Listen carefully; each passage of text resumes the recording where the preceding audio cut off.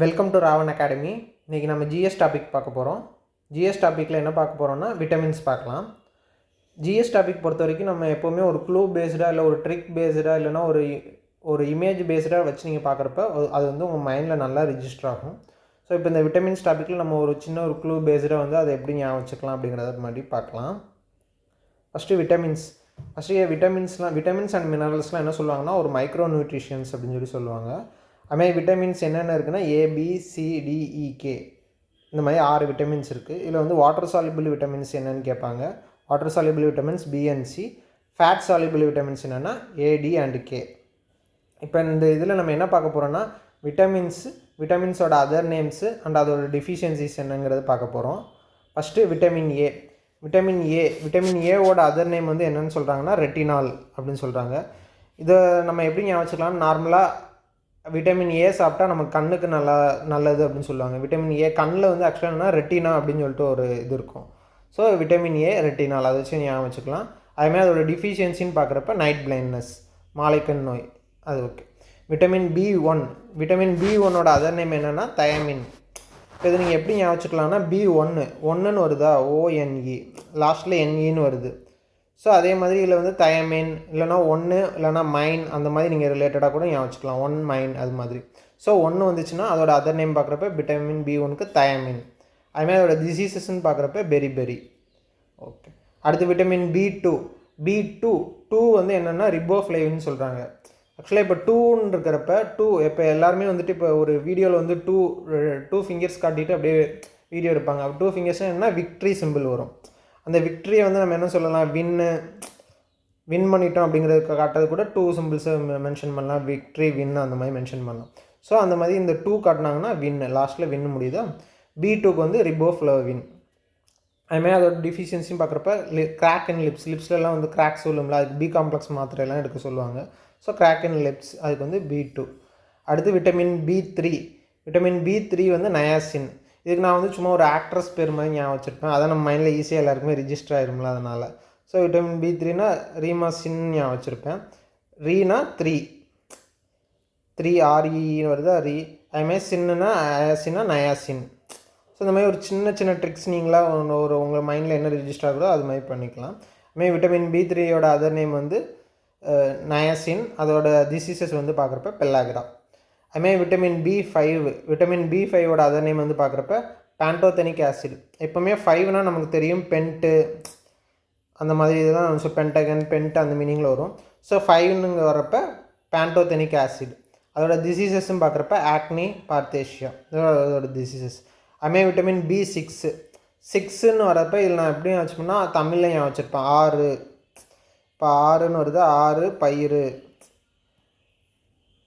இந்த மாதிரி ஞாபகம் வச்சுருப்பேன். 6 பயிறு, 6 அப்போ 6 இருக்குது. அப்போ பயிர்னா பைரிடாக்சின் அதோட நேம். அப்புறம் இதுக்கு வந்து அனீமியா தான் விட்டமின் பி6 டிஃபிஷியன்சியால் வர டிசீஸ். அதுமாதிரி விட்டமின் பி7 வந்து எப்போவுமே வந்துட்டு இந்த 7 இந்த 10 நம்பர்லாம் நமக்கு எப்போவுமே கிரிக்கெட்டில் பார்க்குறப்ப 7னாலே தோனி ஞாபகம் வந்துடும், 10னா டெண்டுல்கர் ஞாபகம் வந்துடும். இது எல்லாருக்குமே நமக்கு எல்லாமே தெரிஞ்சது தான். ஸோ இந்த 7 பார்க்குறப்ப தோனி வந்து பயாலஜிக்கலாக ஃபிட்டாக இருக்கார் அந்த மாதிரி ஞாபகம் வச்சுருப்பேன் நான். பயாலஜிக்கல் ஃபிட் 7ன்னு பார்த்தோன்னே. ஸோ 7 பயாலஜிக்கல் ஃபிட்னா 7 பயாட்டின் அந்த மாதிரி வச்சுக்கலாம். அதோட டிசீசஸ் வந்து டெர்மாட்டிட்டிஸ். அதுமாதிரி விட்டமின் பி9க்கு என்ன சொல்கிறாங்கன்னா ஃபோலிக் ஆசிட். எப்போவுமே பி9னா ஆக்சுவலாக இப்போ நம்ம ஸ்கூலு காலேஜஸ்லாம் ஆக்சுவலாக 9 o'clock ஸ்டார்ட் பண்ணிடுவாங்க. 9 o'clock ஸ்டார்ட் பண்ணுறப்ப நம்ம நிறைய டைம் என்ன பண்ணிடுவோம், ஸ்கூல் காலேஜெல்லாம் கட் அடிச்சுட்டு ஏதாவது படத்துக்கு போகிறோம் அந்த மாதிரி பண்ணிடுவோம். அதுமாதிரி ஃபூல் ஆக்கிடுறோம் அவங்கள அப்படிங்கிற மாதிரி வச்சுக்கலாம். கடைசி அந்த மாதிரி கிளாஸ் போகாமல் வந்து நம்ம தான் ஃபுல்லாக இருப்போம். அதனால் இதில் வந்து பி9 வந்து நம்ம சும்மா ஃபூல் அப்படி ரிலேட்டடாக ஃபோலிக் ஆசிட் அப்படிங்கிற மாதிரி நம்ம வச்சுக்கலாம். அதுமாதிரி அதோட டிசீசஸ் வந்து மெகாபிளாஸ்டிக் அனிமியா. அதுமாதிரி விட்டமின் பி12 வந்துட்டு என்னென்னா கோபால்மின் இல்லைனா சைனோகோபால்மினேட் அது மாதிரி நிறையா மீனிங்ஸ் வச்சுருவாங்க. எல்லாத்துக்குமே ஒரே மீனிங் தான்.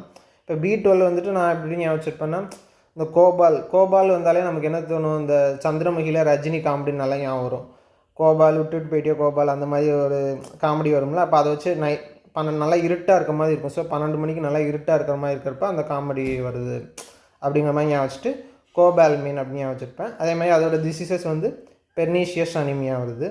அதுமாதிரி விட்டமின் சிக்கு வந்து அஸ்கார்பிக் ஆசிட். விட்டமின் சி நமக்கு தெரியும், இந்த லெமனு ஆரஞ்சஸ்லாம் விட்டமின் சி தான் ப்ரெசென்ட் ஆகிருக்கும், சிட்ரிக் ஆசிட் இருக்குன்னு சொல்லியிருக்கோம். அதேமாதிரி அது கூட அதர் நேம் வந்து அஸ்கார்பிக் ஆசிட் அப்படின்னு சொல்கிறாங்க. அதோட டிஃபிஷியன்சி வந்து பார்க்குறப்ப ஸ்கர்வி. அதுமாதிரி விட்டமின் டி பார்க்குறப்ப கால்சிஃபெரால். நமக்கு தெரியும் விட்டமின் டி வந்து நமக்கு போன்ஸு அதுமாதிரி கால்சியமில் வந்து அதிகமாக விட்டமின் டி வந்து ப்ரெசென்ட் ஆகிருக்குன்னு சொல்லியிருப்போம். அந்த நேம்லேயே வச்சு நம்ம போட்டுக்கலாம் கால்சியம், கால்சிஃபெரால். அதுமாதிரி விட்டமின் டியோட டிஃபிஷியன்சி வந்து ரிக்கெட்ஸ், ஓஸ்டியோமலேசியா. அதுமாதிரி விட்டமின் ஈக்கு வந்து டோகோஃபெரால். இது எப்படி ஞாபகம் வச்சுக்கலாம்னா ஈன்னு வருதா, இப்போ டோக்கோ இருக்கா, இப்போ வந்துட்டு நம்ம என்ன பண்ணுறோன்னா டால்கம் பவுடர் வந்து நம்ம எப்படி சொல்லுவோம், டால்கம் பவுடர் தான் சொல்லுவோம். டால்கம் பவுடர் காட்டுறப்ப நல்லா ஸ்மைல் பண்ணிகிட்ருக்காங்க, அந்த மாதிரி ஞாபகம் வச்சுக்கலாம். டால்கம் பவுடர் ஈன்னு ஸ்மைல் பண்ணுறாங்க. ஸோ டோகோஃபெரால் இந்த மாதிரி ஞாபகம் வச்சுக்கலாம். அதுக்கடுத்து அதோட டிசீசஸ் என்ன வரும்னா ஹீமோலைட்டிக் அனீமியா. அதுமாதிரி விட்டமின் கேக்கு என்னென்னா ஃபைலோகுயினோன், அதான் அதோட அதர் நேம். கேக்கு ஃபைலோகுயினோன்னா இது நார்மலாக வந்துட்டு கேக்கு வந்து ஓகே அப்படின்னு வச்சுக்கலாம். இப்போ ஃபிசிக்ஸ் கிளாஸ்னால் ரொம்ப ட்ரை டாப்பிக்காக இருக்கும்.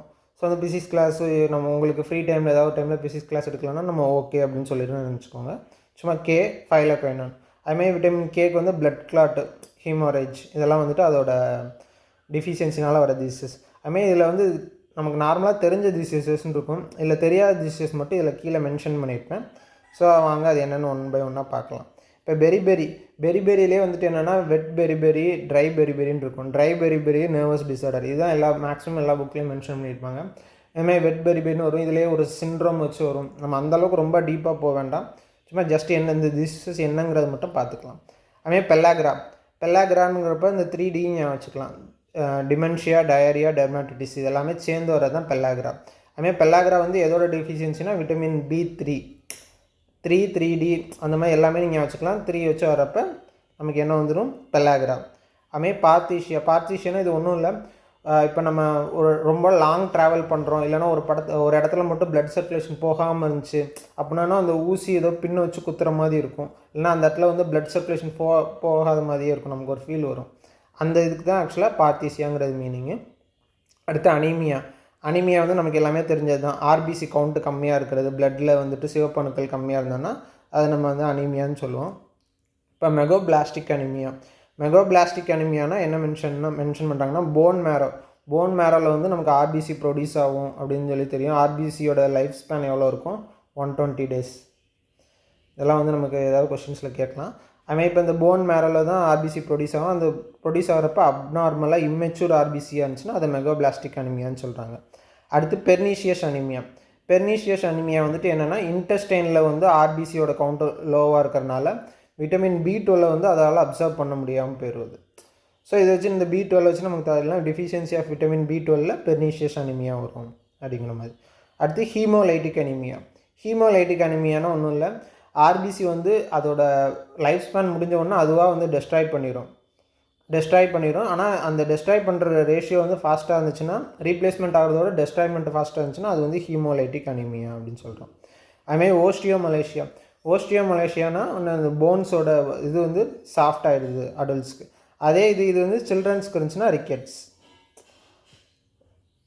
அவ்வளோ இதில் அவங்க மென்ஷன் பண்ணி கூட கேட்பாங்க, ஓஸ்டியோமலேஷியா யாருக்கு, அடல்ட்ஸ்க்கா சில்ட்ரன்ஸ்க்கா, அதுன்னு கேட்குறப்ப அடல்ட்ஸ். Okay, thank you.